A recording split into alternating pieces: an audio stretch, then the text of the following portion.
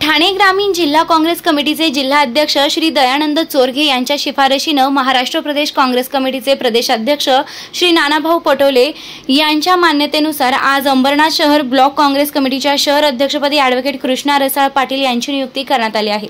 नियुक्तीचे पत्र जिल्हा अध्यक्ष श्री दयानंद चोरघे यांच्या हस्ते देण्यात आले।